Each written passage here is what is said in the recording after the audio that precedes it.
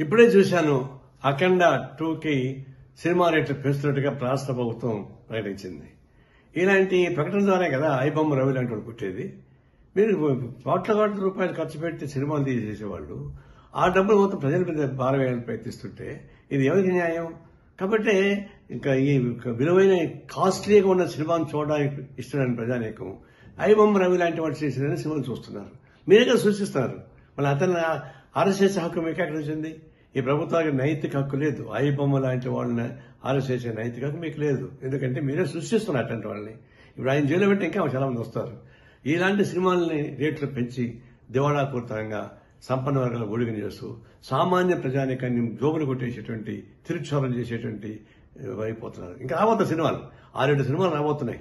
అవి ఎందుకు పెంచుతారు ఇంకా అంటే అట్లా పెంచుకుని పోయి ప్రజలను భారం వేస్తుంటే ఇట్లాంటి ఐబొమ్మ రవి లాంటి వాళ్ళు చాలా మంది పుడతారు. వాళ్ళు రావడం మీ చేత కాదు.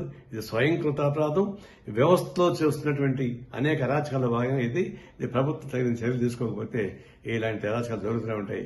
తక్షణం ఈ సినిమాలు ఆ పద్ధతి ప్రజలకు దూరం చేయబాగండి. ప్రజలు సినిమా థియేటర్లకి ప్రజలకు దూరం పెంచేస్తున్నారు. సినిమా థియేటర్లో 100 రోజులు 50 రోజులు ఆడుతూ ఉంటే జనం చూస్తారు. సామాన్య ప్రజానికి మీరు 3 రోజులు మొత్తం డబ్బులు వాడుకున్న తర్వాత అది ఎవరు చూస్తారు? అంటే సినిమా థియేటర్లకి ప్రజానీకానికి దూరం చేస్తున్నారు. కళామతలకి ప్రజలకు దూరం చేస్తున్నారు. ఇది అత్యంత ప్రమాదకరమైన ధోరణి. ఇలాంటి విలాసవంతమైన సినిమాలు తీసి వాళ్ళు నష్టం అవుతున్న భయంతో ప్రజల మీద భారం వేస్తే ఇది ప్రజలు ఊరికే ప్రసక్తి లేదు. మేము తీవ్రంగా ఖండిస్తున్నాం.